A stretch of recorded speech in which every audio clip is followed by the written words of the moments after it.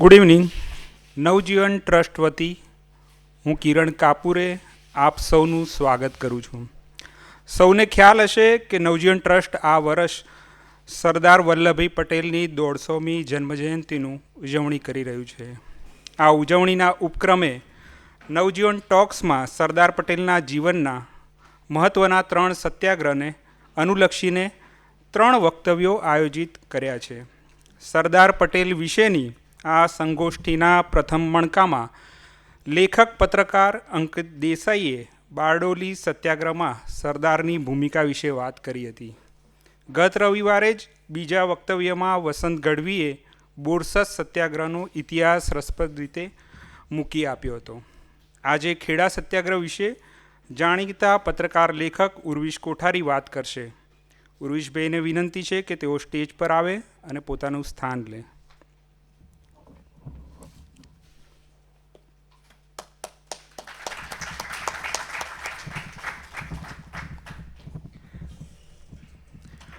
ઉર્વિશભાઈ પત્રકાર અને લેખક તરીકે જાણીતા છે, પણ તેમના છેલ્લા 2 પુસ્તકોનો ઉલ્લેખ અહીં કરવો અનિવાર્ય છે. તેમાંથી એક પુસ્તક સરદાર પટેલ વિશે છે. તે પુસ્તક છે a plain blunt man the essential Sardar Vallabhbhai Patel. Sardar પટેલના પત્રો, લખાણો, વક્તવ્યોને તેમાં ઉર્વિશભાઈએ સંપાદિત કરીને મૂક્યા છે. આ પુસ્તક અંગ્રેજી ભાષામાં છે. બીજું પુસ્તક ગાંધી પછીનું ભારત છે. રામચંદ્ર ગુહાના ઇન્ડિયા આફ્ટર ગાંધી પુસ્તકથી અનુવાદિત થયેલા આ 2 ભાગમાં પ્રકાશિત ગ્રંથોમાં દિલીપ ગોહિલ અને ઉર્વિશભાઈનો ખંત દેખાય છે. ઉર્વિશભાઈ ધ પ્રિન્ટ નામના અંગ્રેજી ન્યૂઝ પોર્ટલ પર પણ નિયમિત વાંચવા મળે છે. ઉર્વિશભાઈ છેલ્લા 2 દાયકાથી સરદાર પટેલ વિશે સમયાંતરે લખતા રહ્યા છે. સરદાર પટેલના જીવન વિશેનું તેમનું પુસ્તક સરદાર સાચો માણસ સાચી વાતની પ્રથમ આવૃત્તિ 2005માં થઈ હતી. આમ ઉર્વિશભાઈની પત્રકાર લેખક તરીકેની વ્યાપક ઓળખ અજાણી નથી. ખેડા સત્યાગ્રહની પ્રાથમિક વિગત એવી છે કે 1917માં અતિવૃષ્ટિના કારણે તે વખતના ખેડા જિલ્લામાં ખેડૂતોને પાકને પારાવાર નુકસાન થયું હતું. આ નુકસાનમાં ઢોર માટેનો ઘાસચારો પણ ધોવાઈ ગયો હતો. આ નુકસાન છતાંય તે વખતના અંગ્રેજ શાસકોએ ખેડૂતોનું મહેસૂલ યથાવત રાખ્યું હતું. ખેડૂત કોઈ પણ રીતે આ મહેસૂલ ભરી શકે તેમ નહોતા અને તે પછી ખેડૂતોના વહારે ગાંધીજીને સરદાર વલ્લભભાઈ પટેલ આવ્યા. વલ્લભભાઈ પટેલના જીવનમાં આવેલા સત્યાગ્રહ તેમને ખેડા જિલ્લા અને ખેડૂત આગેવાન તરીકે વધુ ઊંચાઈ આપી હતી. ખેડા સત્યાગ્રહ પછી જ ગાંધીજી અને વલ્લભભાઈ ગુજરાતના સંત અને વીરની જોડી તરીકે છવાઈ ગયા. હવે આગળની વાત ઉર્વિશભાઈ પાસેથી સાંભળીએ. ઉર્વિશભાઈ.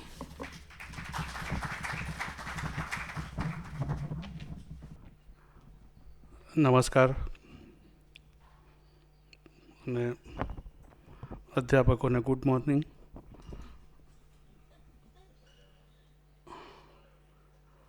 ખેડા સત્યાગ્રહ, જેમ ભાઈ કિરણે વાત કરી એમ આજે સત્યાગ્રહોનો જે સિલસિલો છે એનો 3જો મણકો છે.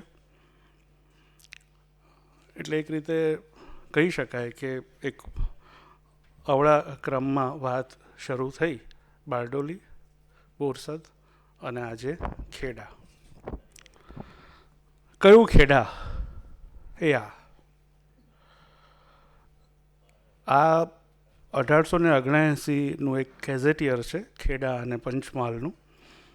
એમાં જે ખેડાનો નકશો છે એ છે, પણ આપણી વાતમાં એકદમ ચાલે એવો છે, કારણ કે એ વખતનું જે ખેડા છે તે આ જ છે, જેમાં અત્યારનું ખેડા અને આણંદ બંને આવી જાય છે જિલ્લા, અને ખાસ્સા બધા નાના નાના ગામો જેને આપણે નકશામાં જોવા ટેવાયેલા નથી એવા ગામો આમાં આપણને મહેમદાવાદ સહિતના જોવા મળે છે. એટલે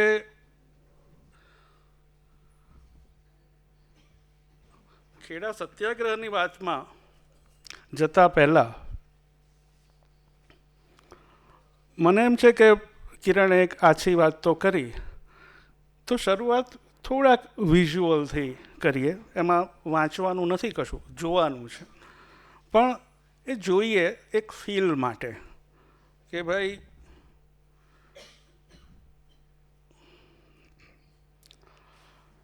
આ ટાઈમ્સ ઓફ ઇન્ડિયા જાન્યુઆરી 3નું છે, જાન્યુઆરી 3, 1918.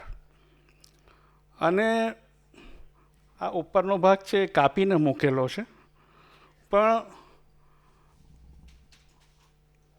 શરૂઆત સત્યાગ્રહની માર્ચમાં થઈ. અતિવૃષ્ટિ તો 1917માં થયેલી, લીલો દુકાળ જેને આપણે કહીએ તે.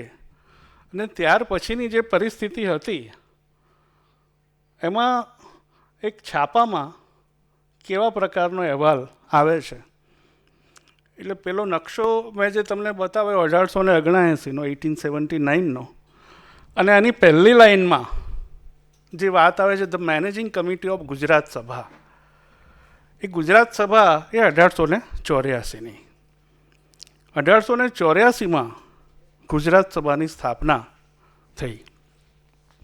અને આજે આપણે ગાંધીજીને એટલા બધા ટેકન ફોર ગ્રાન્ટેડ ગણતા થઈ ગયા છીએ કે જાહેર જીવનમાં, રાજકારણમાં એમના આવતા પહેલાં બધા બહુ મોટા મોટા નેતાઓ હતા, પણ તોય ગાંધીજી ગાંધીજી કેમ, એના જવાબો આજે આપણે લગભગ ભૂલી ગયા છીએ.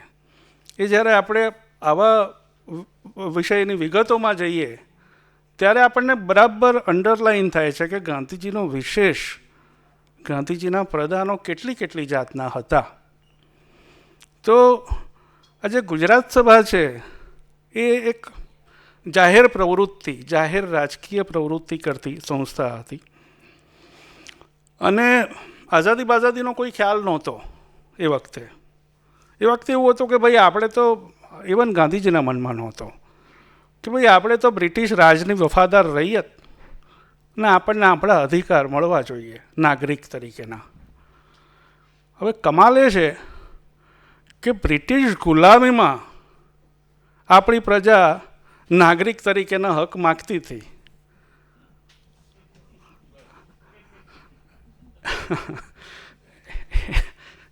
એટલે આજે જ્યારે આપણે વિષયની વાત કરીશું ને ત્યારે એકલા વલ્લભભાઈની કે એકલા ગાંધીજીની વાત નથી કરવી મારે. આ કટિંગોમાં એ સમયનું મીડિયા, જરાક છૂટછાટ લઈને કહું તો એ સમયનું ગોદી મીડિયા ટાઈમ્સ ઓફ ઇન્ડિયા, જે આઉટ એન્ડ આઉટ સરકાર તરફી છે.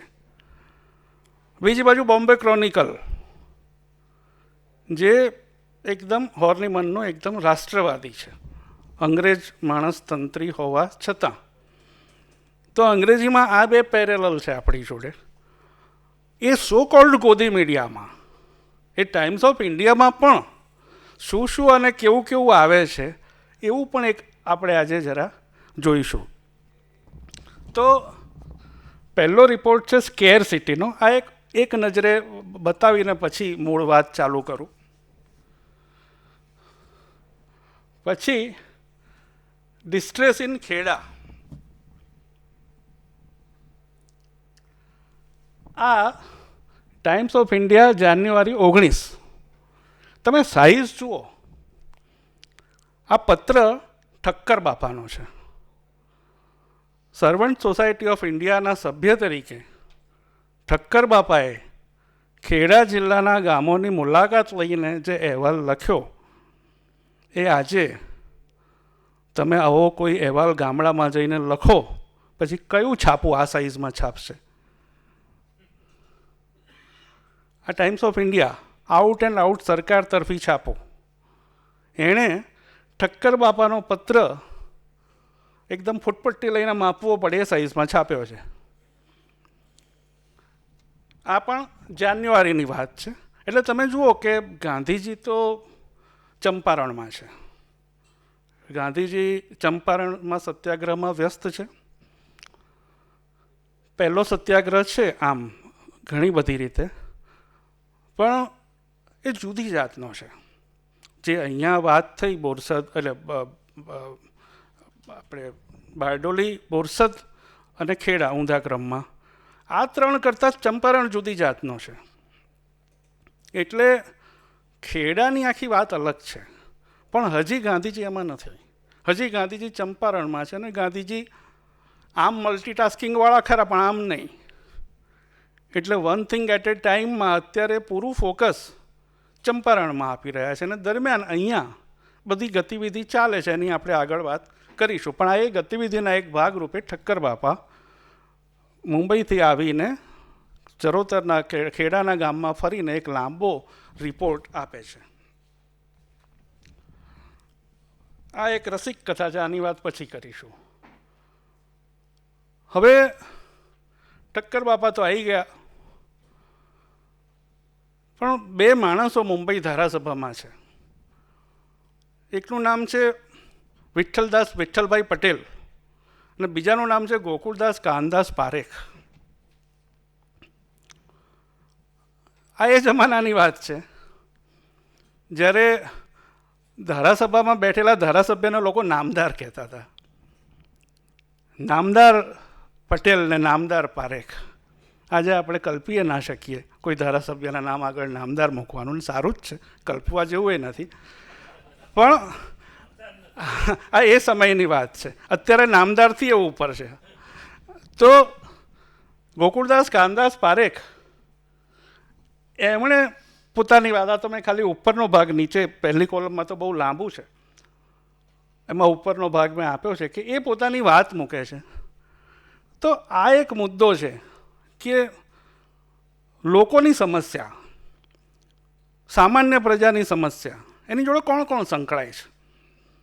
એની જોડે કોઈ સર્વન્ટ સોસાયટી ઓફ ઇન્ડિયા સંકળાય છે જુદી રીતે, કોઈ ઠક્કર બાપા સંકળાય છે, ધારાસભ્યોને બોલો કેવું કહેવાય, ધારાસભ્યોને એવું લાગે છે કે અમારે લોકોનું કંઈક કામ કરવાનું હોય. કેવી આમ નવાઈની વાત છે ને. તો એમને એવું લાગે છે. તો આ ગોકુળદાસ કાનદાસ પારેખનો પત્ર છે. હવે માર્ચ 27, 1918, એકદમ જેને આપણે ઢેન્ટેન મોમેન્ટ કહીએ તે છે. Passive resistance in Kheda, mister Gandhi heads movement, refusal to pay revenue વગેરે વગેરે. અને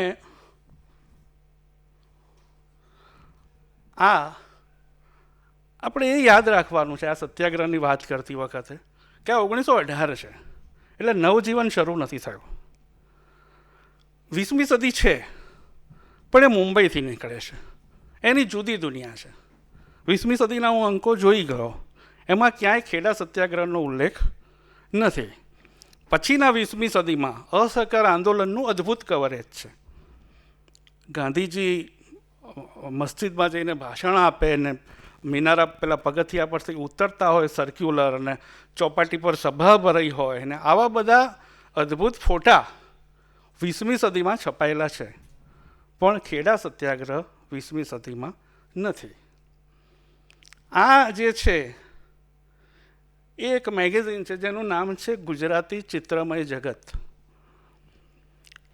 અમુક નામો એટલા બધા નિર્દોષ હોય કે આપણને જોવાનું મન જ ના થાય.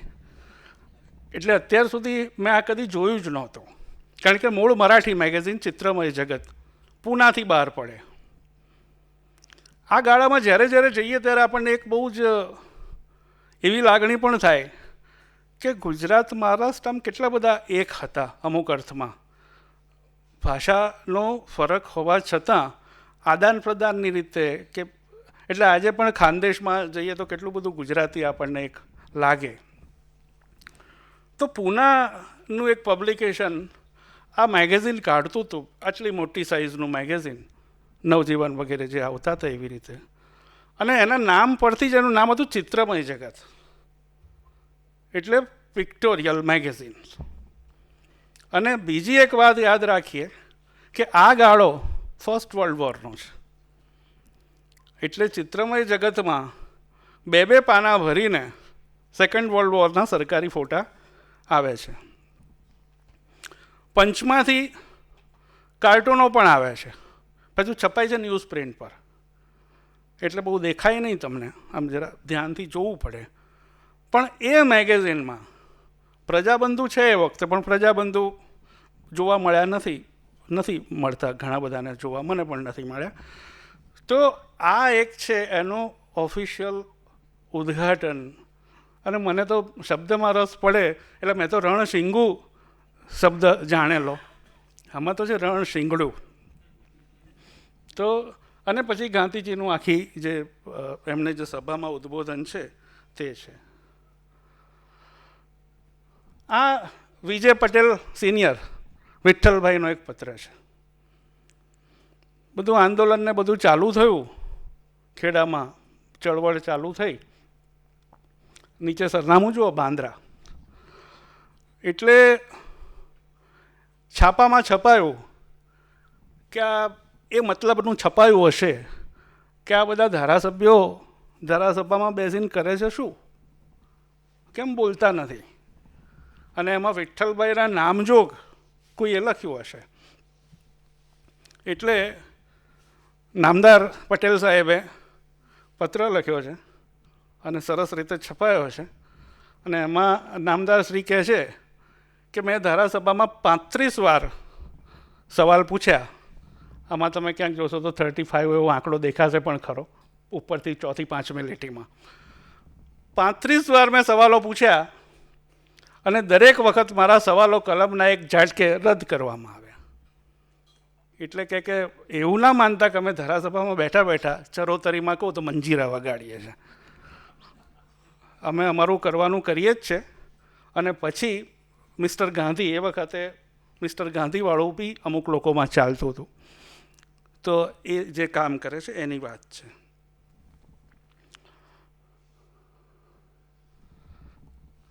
પછી એપ્રિલ 1 છે એટલે અત્યાચારો, જપ્તીઓ, ઢોરઢાખર લઈ જવા, સંપત્તિ જપ્ત કરવી, એ બધું ચાલે છે. એનું એક જનરલ આ બોમ્બે ક્રોનિકલ છે એટલે જરા પ્રેમથી થયેલું રિપોર્ટિંગ છે, એકદમ રાષ્ટ્રવાદી છાપું છે, એટલે તમે એનો સ્પ્રેડ વગેરે જોઈ શકો છો. અને અપીલ, મિસ્ટર ગાંધીઝ અપીલ, એ તો આખી બરાબર છપાય જ છે. આ એક બહુ અદ્ભુત છે. મને કોઈ કંઈક ખેડા સત્યાગ્રહ વિશે ખાલી આટલી લીટીમાં લખવું છે. આ ભાઈનું નામ છે જમનાદાસ દ્વારકાદાસ. અને ગાંધીજીના આગમન પહેલાં ચરોતરમાં, ખેડામાં, નડિયાદમાં અને એકંદરે ખેડામાં હોમ રૂલ લીગનું બહુ ચલણ છે. હોમ રૂલ લીગ, પોલિટિક્સ એટલે હોમ રૂલ લીગ. ગુજરાત સભા ખરી, પણ ગુજરાત સભા બેસિકલી સાહેબ લોકોની છે. એમાં રમણભાઈ નીલકંઠ પણ છે આપણા ગુજરાત સભામાં, અને બેરિસ્ટર વલ્લભભાઈ પણ છે, અને બધા એલિટ લોકો છે. ગામડે ફરે બરે નહીં, અમદાવાદમાં બેઠા બેઠા દેશની ચિંતા કરવાની. હોમ રૂલ લીગવાળા એવા નથી, એ બધા ફરે છે. અને એમને માટે, અને પછી ઇવેન્ચ્યુઅલી ગુજરાત સભા માટે પણ સરકારને એક બહુ સરસ શબ્દ છાપાવાળા આપે છે, એજિટેટર્સ. એટલે ગુજરાતીમાં એનું સરસ ગુજરાતી થયું છે ચળવળિયા, એટલે કે લોહી પીનારા. એટલે આ જમનાદાસ દ્વારકાદાસ છે એ એકદમ બોમ્બેવાળા છે, હોમ રૂલ લીગના. એમણે બોમ્બે ક્રોનિકલને લડત વિશે ટેલિગ્રામ મોકલ્યો છે. ટેલિગ્રામની ભાષાનો બી એક આનંદ હોય છે. આ હું વાંચું અહીંયા કે તમને લાગે કે લખાણમાં પ્રિસિશન અને છતાં અભિવ્યક્તિ સચોટ. એટલે શું? Visited villages, authorities confiscating land, જમીનની જપ્તી સત્તાવાળા કરી રહ્યા છે. Cultivators bravely cheerfully suffering, bravely અને cheerfully. Duty command standing by them. આપણી ફરજ શું છે? આ લોકો જોડે ઊભા રહેવાની છે. High time Bombay mood in matter. Bombay એટલે ધારાસભા, કે ઇટ ઇઝ હાઈ ટાઈમ, હવે બોમ્બે કંઈક કરવું જોઈએ. ઓથોરિટીઝ એક્શન, આ છેલ્લું વાક્ય બહુ સરસ છે. Authorities action great reflection on British administration. સત્તાવાળા જે કરી રહ્યા છે એનાથી આ અંગ્રેજી રાજ કેવું છે એ બરાબર ખબર પડે છે. તો આ લોકો એ છે ગાંધીજી સહિતના જે માને છે કે અંગ્રેજી રાજ એકંદરે તો ફેર છે અને ન્યાયી છે, ને એમ હાવ નાખી દીધા જેવું નથી, ટૂંકમાં અત્યારના જેવું સારું છે એમ. તો અંગ્રેજી રાજ 1919 સુધી ગાંધીજી આવું માને છે. જલિયાવાલા બાગ થયું ત્યાં સુધી આવું માને છે કે આ રાજ હાવ નાખી દીધા જેવું નથી. તો જમનાદાસનું આ છે પછી બીજા દિવસે તો એમનો બહુ લાંબો રિપોર્ટ પણ છપાય છે. પછી આવી રીતે એટલે તમે વિચાર કરો કે કોઈ કોરસ્પોન્ડન્ટ નથી કરતું. આ reports letter from mister Gandhi conditions in Kheda કોણ લખે છે? From horses mouth. ગાંધીજી પોતે જ લખીને મોકલે છે. અને નીચે ડેટલાઇન છે નડિયાદ 28 માર્ચ 1918 એમ કે ગાંધી. આ મૂળ એમના લખાણની સાઇઝ માટે આગળ મેં જે કહ્યું કે કઈ સાઇઝમાં આ લોકો છાપતા હતા અને એનાથી પહેલાં કઈ સાઇઝમાં લોકો લખતા હતા. અત્યારના આપણા કયા પક્ષના કયા નેતાને આટલું લખતા આવડે સેક્રેટરી વગર? એટલે આમાં કોઈ એક પક્ષ કરતા, અને આમાં હું જ્યારે નેતાઓની ટીકા કરું છું ત્યારે એમાં આપોઆપ સમાજ તરીકે આપણી ટીકા સમાવિષ્ટ છે કે આપણે એમને નેતા બનાવીએ છીએ. એ લોકો કંઈ નેતા નથી બની જતા, આપણે એમને વોટ આપીને નેતા બનાવીએ છીએ. નડિયાદની meeting, speeches by messrs Jamnadas and Ratansinh. આ એક બહુ અદ્ભુત દસ્તાવેજ છે. હું એમાંથી અંશો વાંચવાનો છું, એની વાત પણ પછી કરીશું. હવે આટલી બધી લડત ચાલતી હોય ત્યારે બધા કંઈ તરફેણમાં ના હોય, એટલે આપણને એ પણ બહુ રસ પડે કે જે તરફેણમાં નથી એમનું શું કહેવાનું છે. તો આ કોઈ સોરાબ શાહ હોર્મઝથી છે. પારસીઓ આમે આપણે બધી કવિતાઓ કરીએ બરાબર છે, પણ પારસીઓમાં પણ બીજી કોઈ પણ કમ્યુનિટી જેમ અનેક પ્રવાહો રહ્યા છે, અને એમાંનો એક પ્રવાહ અંગ્રેજોની જોડે રહ્યો છે. એટલે આ ભાઈએ શું લખે છે? કમિશનર પ્રેટ છે, એણે જે ખેડૂતો આગળ વાત કરી અને આ છાપાએ એનો રિપોર્ટ છાપ્યો, એ રિપોર્ટ વિશે આ ભાઈ લખે છે, an antidote to the venom so artfully instilled by agitators was necessary. કે આ જે ચળવળિયાઓ છે એમણે લોકોના મનમાં બહુ જ તરકીબથી જે ઝેર રેડ્યું હતું ને, એના મારણ તરીકે આ પ્રેટનું ઉદ્બોધન બહુ જરૂરી હતું. એટલે એમને લાગે છે કે આ ચળવળિયાઓએ લોકોના મનમાં બહુ જ ટેક્ટફુલી, બહુ જ કસબથી ઝેર રેડ્યું છે, એવું બાવાજી માને છે. અને ગાંધીજીની ભાષા એકદમ અહિંસક, પણ અહિંસક સ્પષ્ટતા જે છે એ કેવી હોય એનો ખાલી આ તો એક છપાયેલો નમૂનો કે sir, the government press note on the Kheda trouble is remarkable both for sins both of omission and commission. એટલે કે એમાં બહુ જ બધું ખોટું નાખ્યું છે ને બહુ જ બધું નાખવા જેવું ગુપચાયું છે. આનાથી વધારે સાફ ભાષામાં તમે શું કહી શકો? પછી સરકારની એવી એક દલીલ હતી કે આ તમે અમથા રડ કરો છો, આવું કશું તમે તમારી તારાજી બારાજી કાંઈ નથી થયું. એટલે બાપા સ્પષ્ટતા કરે છે કે ડિસ્ટ્રેસ મીન્સ સ્ટાર્વેશન. તમને એવું લાગતું હોય કે જે બેહાલી થઈ છે એટલે ભૂખે મરે તો જ બેહાલી કહેવાય, તો I admit that the Kheda people are not starving. તો ખેડાના લોકો ભૂખે નથી મરતા, એટલે તમારી તારાજીની સમજણ એ હોય તો મારે કહેવું જોઈએ કે ભૂખે નથી મરતા. But if sales of goods to pay assessment or to buy grain for food be an indication of distress, માણસને અનાજ ખરીદવાના ઠેકાણા ના હોય કે તમારો હપ્તો ચૂકવવાના ઠેકાણા ના હોય, એને જો તમે ગણતા હો તો there is enough of it distress in the district. મને અને આપણને બધાને બહુ વિસ્મય એ વાતે થઈ શકે કે છાપામાં આટલો બધો સિરિયસ ડિસ્કોર્સ ચાલે.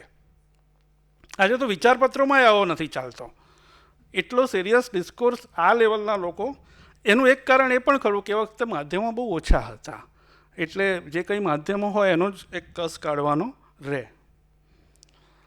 એક બીજા કોઈ ભાઈ છે, કોઈ યુમ કરીને, એ બી બહુ દુઃખી છે આ આખી જે ચળવળિયાઓનો બિઝનેસ છે ને એનાથી.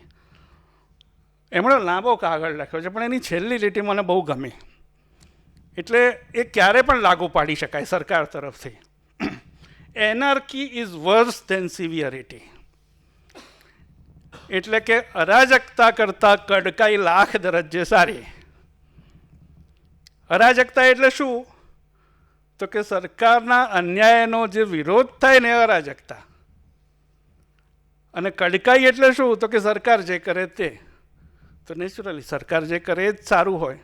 એટલે આવું પણ એક વલણ પત્ર વિભાગમાં વ્યક્ત થતું હતું.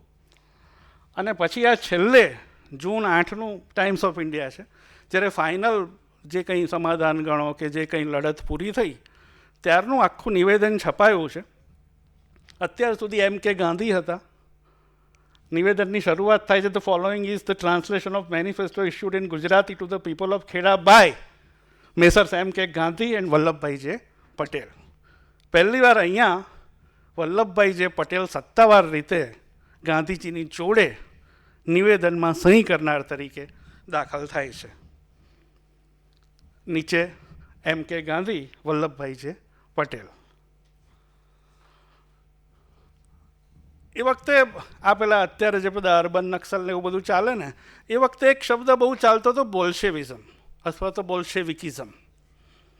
કારણ કે પેલી રશિયન ક્રાંતિ નવી થયેલી, બધા બોલ્શેવિકો સત્તામાં આવેલા, ઝારશાહી હટાવેલી. એટલે જ્યારે બી સરકાર વિરોધી, સત્તા વિરોધી કશુંક થાય એટલે બધાને એવી શંકા પડે કે ખલાસ, આ હવે સામ્યવાદીઓ આવ્યા. એટલે ગાંધીજીમાં પણ અને જે ખેડાની ચળવળ થઈ એમાં પણ તમે જુઓ, પત્રનું મથાળું સંપાદકે બોલ્શેવિકિઝમ ક્વેશ્ચન માર્ક.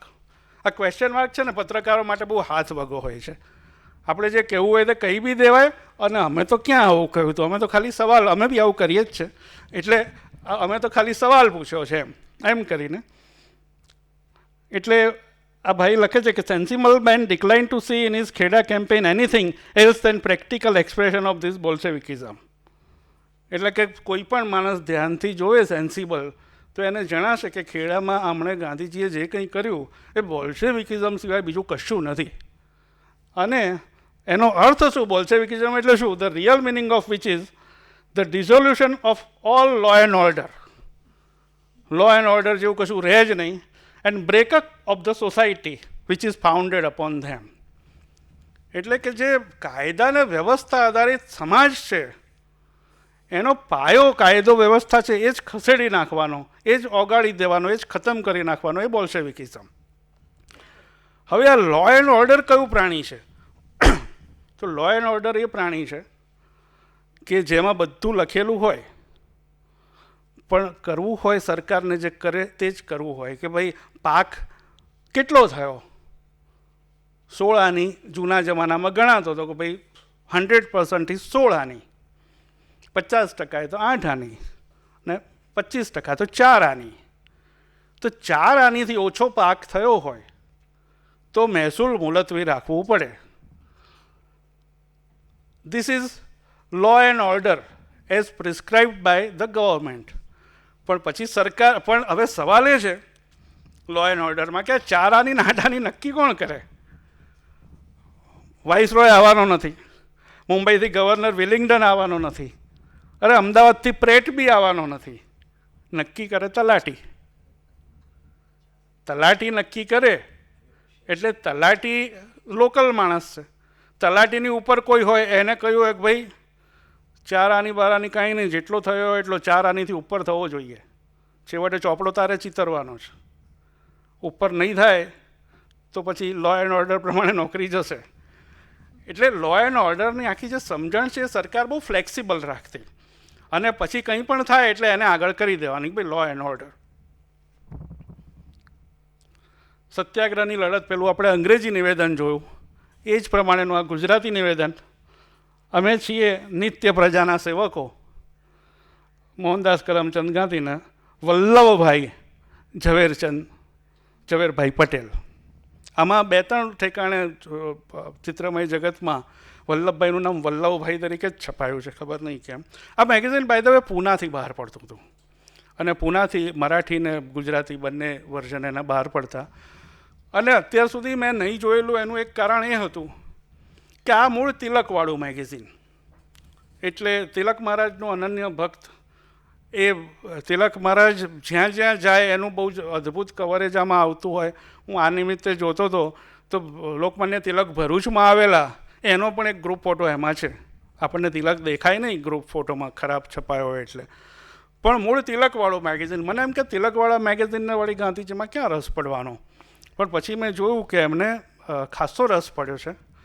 અને એક લેખ તો આજે એની વાત નથી કરવાનો, પણ એક લેખ તો એવો પણ જોવામાં આવ્યો કે કોઈ પ્રેમી માણસે ગાંધીજીને તિલકની સરખામણી કરી છે, અને બહુ સરસ કરી છે, બહુ સમતોલ રીતે કરી છે. તિલકની ભક્તિમાં વહી ગયા વગર અને ગાંધીજીનો એ વખતના, આ હું 1918ની વાત કરું છું, જ્યારે તિલક એમનો પ્રાઇમ ઉપર વટાવી ચૂક્યા છે, I mean he is all over.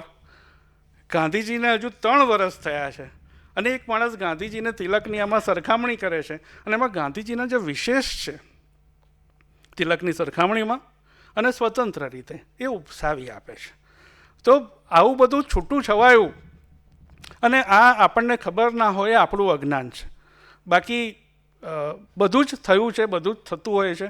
અને સામયિકો છે, મને ખબર છે કે આ એની જગ્યા નથી, પણ છતાં આટલા લોકો બેઠા છે તો મારે કહેવું જોઈએ કે આ સામયિકો આપણી બહુ જ અગત્યનો વારસો છે, અને એને બચાવી લેવા માટે ડિજિટાઇઝ કરીને અને બીજા કોઈ પણ સ્વરૂપે એને બચાવી લેવાય તો આવા બહુ જ બધા રત્નો આપણને ભૂતકાળના, મેં આજ સુધી ચિત્રમય જગત મેં કદી જોયું નહોતું આઝાદીના લડત માટે. પહેલી વાર જોયું ત્યારે મને ખબર પડી કે આમાં તો છે વસ્તુઓ, તો આવું તો મેં કેટલું બધું નથી જોયું. અને મારા કરતાં બહુ જ ઉપરના લેવલના સ્કોલર હશે જેમણે બહુ જ બધું જોયું હશે, તો એ બધું જ કોઈએ જોયું હોય એ શક્ય નથી. એટલે મારી બહુ આગ્રહપૂર્વકની એવી વિનંતી ને અપીલ છે કે મેગેઝિનો સાચવવાનું કામ એ આપણે એક બહુ જ સહિયારી નિસ્બતથી અને એક વારસા તરીકે આપણે જેને અસ્મિતાની વાત કર્યા કરીએ છીએ તે આ છે, અને એને આપણે કરીએ. બીજી એક આ વાત છે કે આપણે જે સત્યાગ્રહની વાત કરીએ છીએ ત્યારના ગાંધીજીને વલ્લભભાઈ કેવા હતા. ચિત્રમય જગતના 1918 સુધીના અંકોમાં ગાંધીજીનો આ ફોટો છપાય છે, અને એવું નથી કે એક બ્લોક બનાવી દીધો એટલે એ જ વાપર કરવો. એટલે ટોપી પણ ગાંધીજીએ પછીના અરસામાં, એની આપણી જોડે કોઈ કટ ઓફ ડેટ નથી ટોપીની. પેલાની છે, એમણે જે કચ્છ જેને કહેતા હતા, એ મારો કચ્છ એવો એમનો નવજીવનમાં એક લેખ છે કે જ્યારે એમણે ખાલી પોતળી પહેરવાની ચાલુ કરી, લોઇન ક્લોથ અંગ્રેજીમાં જેને કહે છે. તો એ ખબર છે કે ભાઈ સપ્ટેમ્બર 1921માં એ મદ્રાસમાં હતા, મદુરાઈમાં, ને એમણે ત્યારથી એ પોશાક સત્તાવાર રીતે અપનાવ્યો. એ પહેલાંના ફોટા આપણને જે જોવા મળે છે એ પહેરણ, અને આપણે જેને ગાંધી ટોપી કહીએ છીએ, ગાંધી ટોપીવાળા ગાંધીજીના બહુ થોડા ફોટા છે, પણ એ છે. અને એમાંનો એક બહુ જ જાણીતો ફોટો બહુ જ સહેલાઈથી ઇન્ટરનેટ પર મળે છે. એ ગાંધી ટોપી પહેરેલા અને પહેરણ પહેરેલા ગાંધીજી, રવિન્દ્રનાથ ટાગોર અને શારદાબેન મહેતા, ડૉક્ટર સુમંતના પત્ની. ટાગોર જ્યારે અમદાવાદ આવ્યા છે ત્યારે એમના માનમાં એક વનિતા વિશ્રામમાં કે ક્યાંક કાર્યક્રમ છે, અને એમાં આ 3 જણ બેઠા છે. એમાં ગાંધીજી ગાંધી ટોપીમાં અને પહેરણમાં બેઠેલા જોઈ શકાય છે. આ ફોટો આપણે સામાન્ય રીતે એ પેલો જ્યારે 15માં આવે છે અને સ્ટીમરમાંથી ઉતરે છે એની જોડે સાંકળીએ છીએ, પણ ચિત્રમય જગતમાં 1917 અને 18ના ગાળામાં આ ફોટો જોવા મળે છે. અને નામની આગળ 17 ને 18માં પણ મહાત્મા તો લાગી ચૂક્યું છે, જ્યારે ચંપારણ સત્યાગ્રહ વિશે બી હજી પૂરી ખબર નથી. એટલે આપણને નહીં, આપણા જેવા ઘણા બધા લોકોને એવું લાગે છે કે આમને ખોટા મહાત્મા બનાવી દીધા ને આમણે આમ કર્યું ને તેમ કર્યું. એકચ્યુઅલી આફ્રિકાથી આવ્યા ત્યારે જ મહાત્મા થઈને આવ્યા હતા. નહીં તો નેલ્સન મેન્ડેલાએ બહુ પ્રખ્યાત રીતે કહ્યું જ છે કે તમે બેરિસ્ટર મોકલ્યા હતા અને અમે મહાત્મા મોકલ્યા. તો આજે આપણે જે ગાંધીજીની વાત કરવાના છીએ એ આ છે. કદાચ ટોપીવાળા હોઈ શકે, હું જાણતો નથી, પણ એ સમયગાળાનો જે ફોટો છે એ આ છે. તો એ પણ આપણે એક મનમાં વિઝ્યુઅલ, આપણે આવા જ્યારે સત્યાગ્રહો કે એની વાત કરીએ ત્યારે જો શક્ય હોય ને એવું સામગ્રી મળે તો થોડોક વિઝ્યુઅલ રીતે બી એને વિચાર કરીએ તો કદાચ વધારે કનેક્ટ થઈ શકે. હવે ગાંધીજી આ છે તો વલ્લભભાઈ કેવા છે?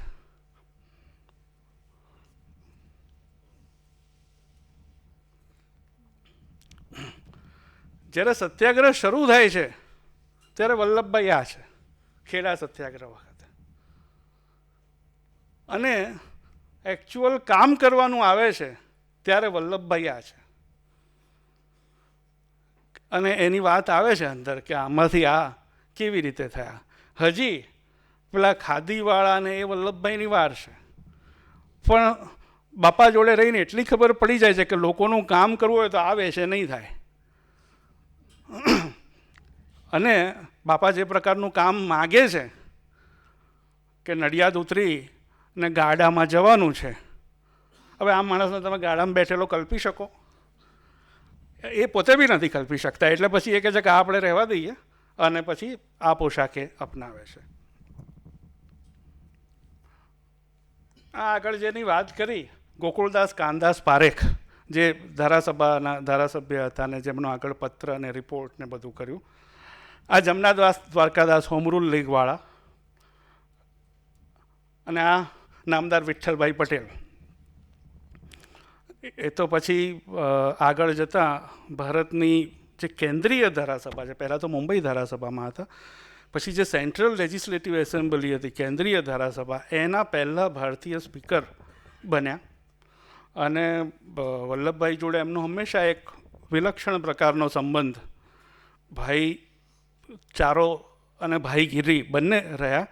પણ એ બેય વચ્ચે એક પ્રકારનો મતભેદ અને એક પ્રકારની મીઠાશ, એવું એક ટિપિકલ ચરોતરના પટેલોમાં હોઈ શકે એવું એક સમીકરણ એ બે વચ્ચે હતું. અને ખાલી આ તો એઝ એન અસાઇડ, ભગતસિંહ એમણે જ્યારે ધારાસભામાં, કેન્દ્રીય ધારાસભામાં બોમ્બ નાખ્યો, બહુ જાણીતો કિસ્સો છે કે ભાઈ બેરી અંગ્રેજ સરકારના કાન સુધી અમારો અવાજ પહોંચાડવા માટે, ત્યારે એ ગૃહમાં અધ્યક્ષ પદે વિઠ્ઠલભાઈ બેઠેલા હતા. તો આવી કંઈક એક અછડતી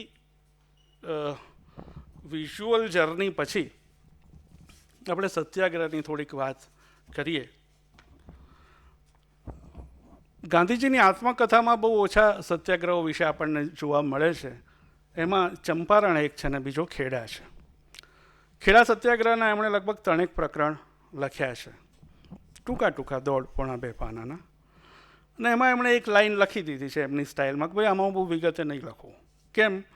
જેઓ આ લડતનો ઊંડો અભ્યાસ કરવા ઈચ્છે છે તેમણે શ્રી શંકરલાલ પરીખે લખેલો ખેડાની લડતનો સવિસ્તાર સત્તાવાર ઇતિહાસ વાંચી જવાની મારી ભલામણ છે. તો આપણી પાસે એક લડતનો સત્તાવાર ઇતિહાસ છે જેને ગાંધીજી સત્તાવાર કહે છે.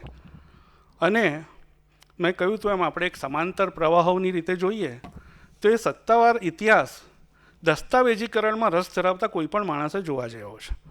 ઇતિહાસમાં, સત્યાગ્રહમાં, ગાંધીજીમાં કશામાં રસ ના હોય અને કેવળ દસ્તાવેજીકરણમાં રસ હોય તો એક ઘટનાનું વગર કમ્પ્યુટરે એકદમ ટાંચા સાધને દસ્તાવેજીકરણ કેવી રીતે થાય? 400 પાનાની ચોપડી છે શંકરલાલ પરીખની ખેડા સત્યાગ્રહ વિશેની. અને એમાં શું નથી. અને સત્યાગ્રહ 18માં પૂરો થયો, ચોપડી 1921માં બહાર આવે છે. પહેલી આવૃત્તિમાં લખ્યું નથી કે 21માં આવે છે, પહેલી આવૃત્તિમાં તો સંવત આપી દીધો છે 1978 સંવત. હવે એ વખતે તો નવજીવન પણ નથી, આપણે જ્યારે કામ શરૂ કર્યું હશે ત્યારે. એટલે બહાર પાડ્યો છે ઇન્દુલાલ યાજ્ઞિકે અને રાષ્ટ્રીય સાહિત્ય કાર્યાલય એ એના પ્રકાશક છે.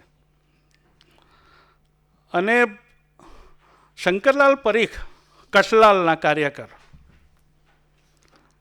એમણે આવો ઇતિહાસ કેમ લખ્યો? સામાન્ય રીતે કાર્યકરોને સૂઝે નહીં, કાર્યકરોને કામ કરતા ફાવે આ ઇતિહાસને ડોક્યુમેન્ટેશન. અને ગાંધીજી જેને સત્તાવાર ગણાવી શકે એવું ડોક્યુમેન્ટેશન તો બીજી આવૃત્તિમાં શંકરલાલે લખ્યું છે કે વલ્લભભાઈના કહેવાથી, અને મહાદેવભાઈ એ વખતે જેલમાં હતા ઉત્તર પ્રદેશમાં, એટલે બાકી લખવાનું કામ તો મહાદેવભાઈ.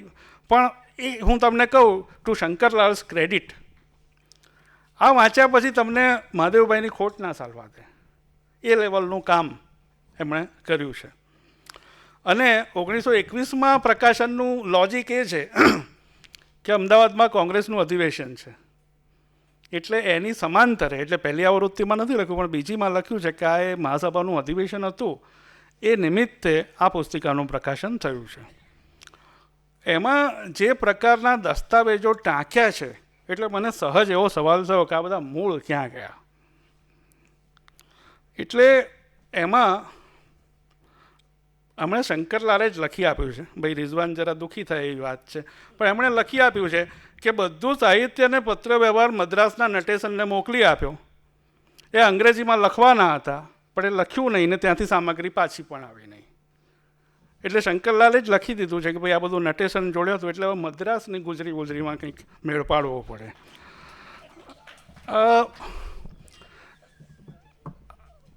સત્યાગ્રહ કેમ થયો? ગાંધીજીના સત્યાગ્રહો વિશે આપણે કોઈ પણ સત્યાગ્રહ લઈએ અને એને બધા જ સંદર્ભો ગાળી ચાળી અને કેવળ આંકડાકીય રીતે જોઈએ તો પહેલો જ સવાલ થાય કે આમાંથી એકે સત્યાગ્રહ સફળ તો છે નહીં. બધા જ સંદર્ભો કાઢીને એનો આખો પરિવેશ કાઢીને કેવળ માગણી અને અંત એટલું જોઈએ તો આપણને થાય કે આ તો બાપાએ માગ્યું તો એકે વાર નથી મળ્યું. તો આપણે બે શબ્દો છે ગુજરાતીમાં, કારણ અને નિમિત્ત.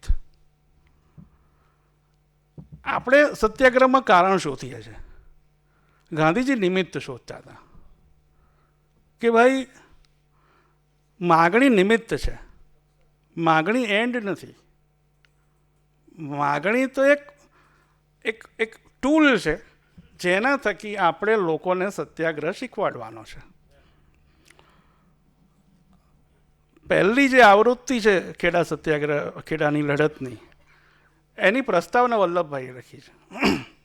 વલ્લભભાઈ પ્રસ્તાવના લખે એ બી એક વાત છે, કારણ કે એક આમ બહુ લખવા બખવામાં માનતા નહીં અને લખનારા વિશે એમના અમુક અભિપ્રાયો બી હતા મહાદેવભાઈ સિવાયના લોકો માટે.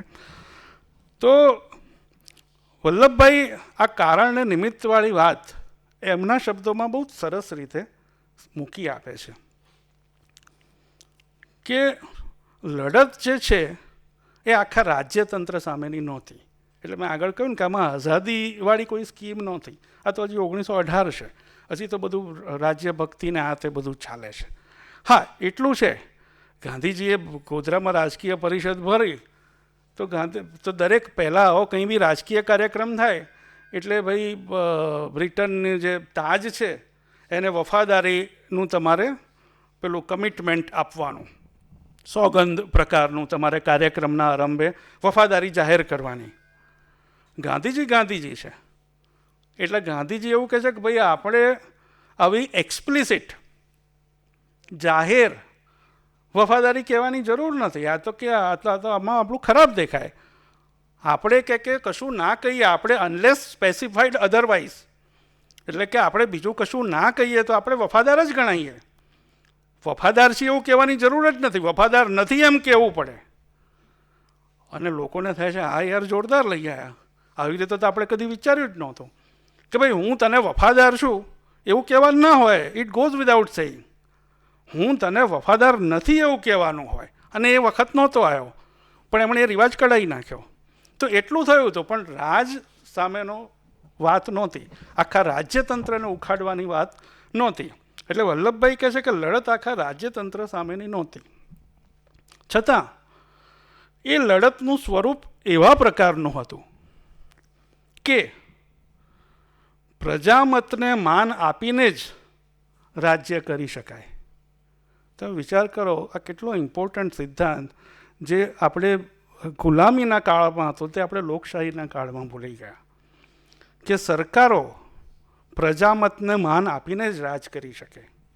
ગાંધીજીને આ સિદ્ધાંત સ્થાપિત કરવો હતો અને આ લડત એ સ્થાપિત કરવાના વલ્લભભાઈએ કહ્યું છે એમ એક મહાન અખતરા જેવી હતી. અને લખ્યું છે કે આ લડતના નાયક મહાત્મા ગાંધીનો લડત ઉપાડવાનો પણ એ જ હેતુ હતો. ટેક્સ બેક્સ બધું તો ઠીક છે, એ મૂળ વાત મેં કીધું એમ એ નિમિત્ત હતું. કારણ તો આ હતું કે આ શીખવાડવું છે આપણે. પછી વલ્લભભાઈ લખે છે 1921 રાજ્ય સત્તાના જુલમ સામે થવાની આ વાક્યો કોઈ પણ કાળે ચાલે એવા છે. રાજ્ય સત્તાના જુલમ સામે થવાની પ્રજામાં શક્તિ નથી હોતી ત્યારે રાજ્ય સત્તા નિરંકુશ બને છે. તેને વધારે ને વધારે જુલમ કરવાની આદત પડી જાય છે અને પ્રજા દિવસે દિવસે પછડાતી જાય છે. ખેડા જિલ્લાની લડત વખતે દેશની આ દશા હતી. હવે મેં જે આગળ વાત કરી કે ગાંધીજી ન હોત તો શું, એ આપણને બરાબર પહેલી વાર ખેડામાં એનો પરચો મળે છે અને વલ્લભભાઈએ એ અંડરલાઇન કરીને મૂકી આપ્યો છે. જો મહાત્મા ગાંધી હિન્દુસ્તાનમાં તે પ્રસંગે ના હોત તો નામદાર પટેલ અને નામદાર પારેખનો મહેસૂલ મુલતવી રાખવા સંબંધનો ધારાસભાનો પ્રયાસ પૂરો થયા પછી, ધારાસભામાં જે કરવું હતું એ કરી લીધું, કશું ના થયું, એ પૂરો થયા પછી આ પ્રકરણ ઉપર છેવટનો પડદો પડત અને ખેડાના ખેડૂતો કપાળે હાથ દેત કે ભાઈ બહુ હવે સાહેબ લોકોએ બહુ મહેનત કરી પણ હવે જેવું આપણું નસીબ. પણ તેમના સૌભાગ્યે મહાત્માજી હિન્દુસ્તાનમાં હતા અને રાજ્ય સત્તાથી થતા અન્યાય સામે થવાની, રાજ્ય સત્તાનો જે અન્યાય છે એની સામે થવાની પ્રજામાં જે પ્રચંડ શક્તિ પડેલી છે તેનું ભાન પ્રજાને અને સરકારને કરાવવાની તક શોધતા હતા. એકલી પ્રજાને નહીં, એકલા સરકારને નહીં, બેયને એ ભાન કરાવવાની તક શોધતા હતા. નામદાર પટેલ અને પારેખ ચાલતી આવેલી રૂઢી પ્રમાણે, જે આગળથી ચાલતું હતું એ રૂઢી પ્રમાણે લડત ખૂબ ચાલાકીથી ને ચતુરાઈથી લડી રહ્યા હતા. મહાત્માજી ચંપારણ્યમાં રહ્યા આ લડતની સ્થિતિને બારીકાઈથી તપાસી રહ્યા હતા અને જોઈથી સલાહ આપી રહ્યા હતા. શરૂઆતમાં ગાંધીજી દૂર હતા અને આ લોકો ભાઈ ઠીક છે તમે કરો. ધારાસભાની લડતનો પ્રથમ અંક પૂરો થયો કે તરત જ ગુજરાત સભાની મારફતે તેના પ્રમુખ તરીકે મહાત્માજીએ આ પ્રકરણ પોતાના હાથમાં લીધું અને ત્યાર પછીનો આ લડતનો ઇતિહાસ 1921માં વલ્લભભાઈ લખે છે કે ત્યાર પછીનો આ લડતનો ઇતિહાસ એ હિન્દુસ્તાનના રાજકીય જીવનને નવી દિશામાં લઈ જનાર તરીકે ઓળખાશે. અને છેલ્લે સ્પષ્ટતા કરે છે, મેં કહ્યું કે તમે આંકડા તપાસો તો આમાં કશું વિજય જેવું છે નહીં. એટલે કે આર્થિક દ્રષ્ટિએ જોતા ખેડા જિલ્લાની પ્રજાને નજીવો લાભ થયો છે, પણ નૈતિક દ્રષ્ટિએ બહુ મોટો લાભ થયો છે ને એનું ભાન સરકારને ને પ્રજાને બેયને થયું છે. આગળ મેં વાત કરી આમ 1970માં જ ચોમાસું બહુ વરસાદ, કંઈ વધારે પડતો જ વરસાદ પડ્યો ને પાક ધોવાઈ ગયો. સૂકો દુકાળ હોય તો તરત આંખે દેખાય, બહુ સહેલાઈથી સરકારને સમજાવી શકાય કે ભાઈ રાહત આપો. લીલા દુકાળમાં શું કેટલું ધોવાયું તલાટીઓએ નક્કી કરવાનું હોય એટલે એ બહુ અઘરું પડે. એટલે આ આખી લડતની શરૂઆત કઠલાલમાંથી થઈ.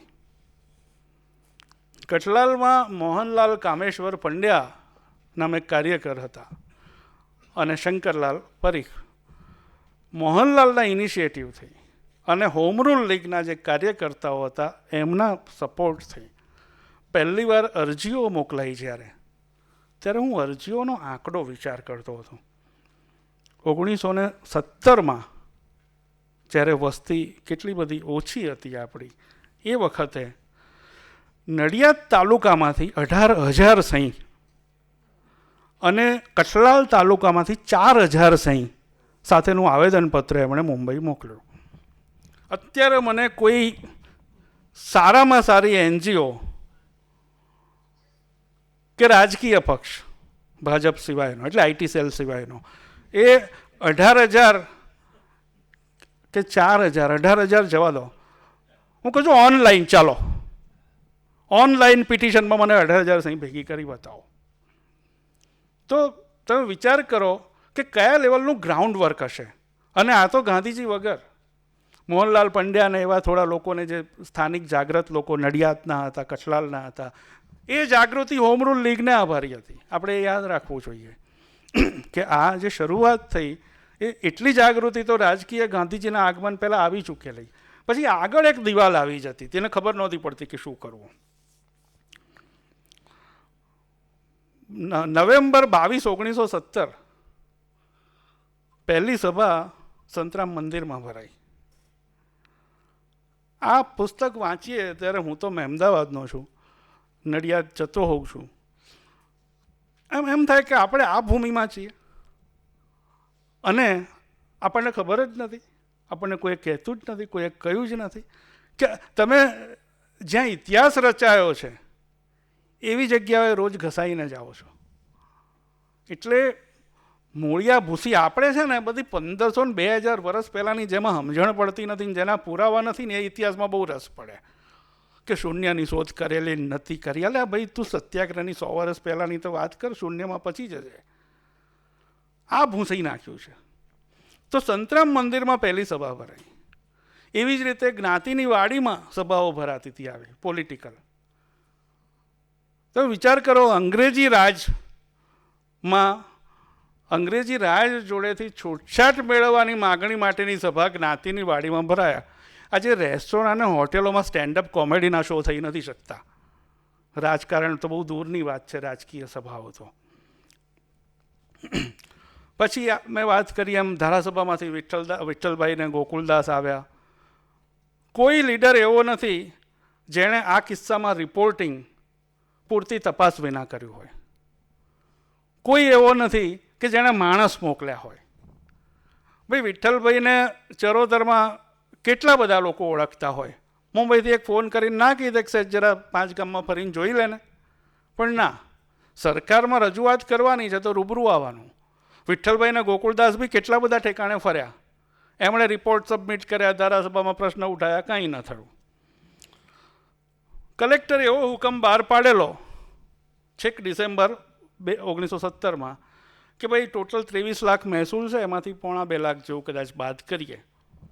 પછી આમાં સરકારી તંત્ર આવે, કલેક્ટર હુકમ બહાર પાડે, મહિના સુધી તલાટી જોડે કોપી જ ના ગઈ હોય. એટલે તલાટીઓ મસ્તીથી મહેસૂલ ઉઘરાવતા હોય, જે આપી ના શકતા હોય એમના ઢોલ ઢાખર અને સંપત્તિને બધું જપ્ત બી કરતા હોય અને હુકમ ત્યાં પડ્યો હોય. ગુજરાત સભામાં દરમિયાન આખી વાત, આટલા બધા લોકો આવે એટલે ગુજરાત સભા આપણે જોયું એમ પહેલેથી સામેલ હતી. પણ હવે ગુજરાત સભામાં ફરક એ હતો કે વલ્લભભાઈ હતા ને ગાંધીજી પણ હતા. એટલે એમણે પહેલાં નક્કી કર્યું કે ભાઈ તપાસ કરવી, અને આપણી તપાસમાં એવું લાગે કે પાક 4 આની કરતાં ઓછો થયો છે, 25% કરતાં ઓછો થયો છે, તો આપણે લોકોને મહેસૂલ નહીં ભરવાની સલાહ આપી. હવે આ સલાહ આજ સુધી કોઈએ આપી નહોતી. એટલે ગુજરાત સભાના બધા ધુરંધરોમાં મતભેદ થયો. ધીમે ધીમે એટલે વલ્લભભાઈ હતા. એટલે એમણે ગાંધીજીને એમ કહ્યું કે ભાઈ બહુમતી આપણી જોડે છે, ઠરાવ પસાર કરી દઈએ. અને બહુમતી હતી. ગાંધીજી હતા. એટલે તમે વલ્લભભાઈનું પૂતળું ગાંધીજીથી ઊંચું બનાવો એટલે કે વલ્લભભાઈ ગાંધીજીથી ઊંચા ના થઈ જાય. વલ્લભભાઈને તો ખબર જ હતી, આપણને નથી. તો વલ્લભભાઈએ કહ્યું કે ભાઈ બહુમતી આપણી જોડે, ઠરાવ પસાર કરી દો. ગાંધીજી કે ના, આવું આપણે પહેલી વાર કરીએ છીએ, આ સર્વાનુમતે કરવું પડે. તો વિચાર કરો, બહુમતીમાંથી સર્વાનુમતિ ફેરવવા માટે બાપાએ 8 દાડા રાહ જોઈ.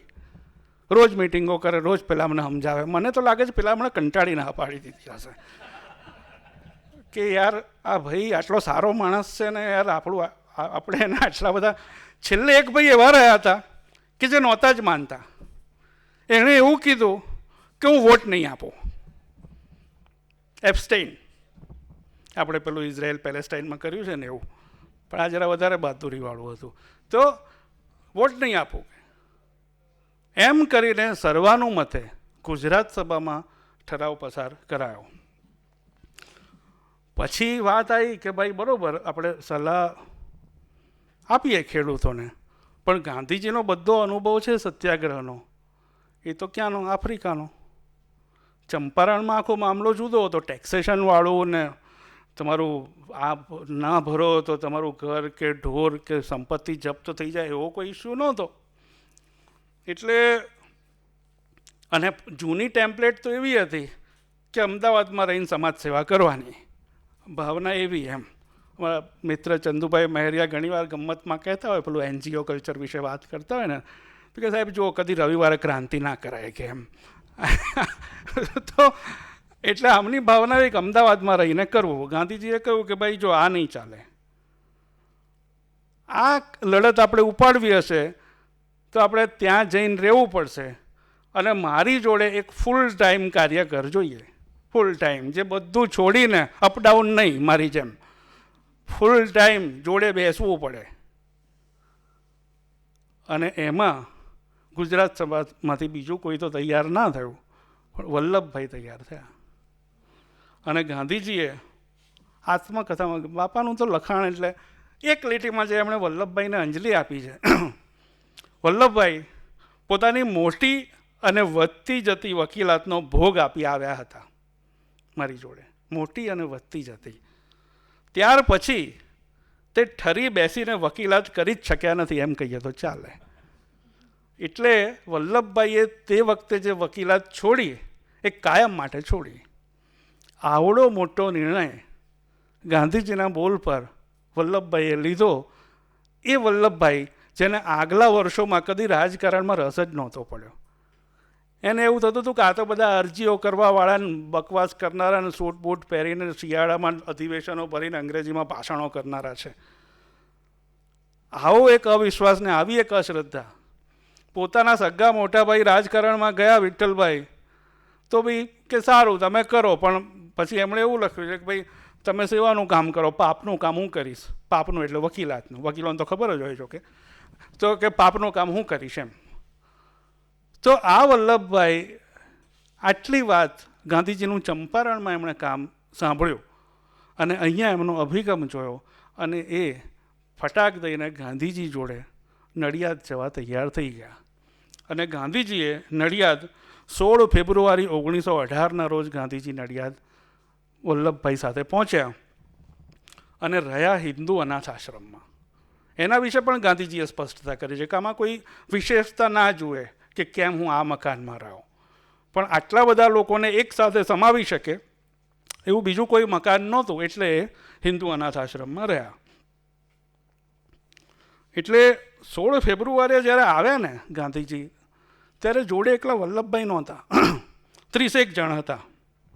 અને અમદાવાદથી તમે દ્રશ્ય, વિઝ્યુઅલની કલ્પના કરો કે અમદાવાદથી ગાંધીજીને વલ્લભભાઈ સહિતના 30 લોકો ટ્રેનમાં બેસે છે અને નડિયાદ સ્ટેશને ઉતરે છે.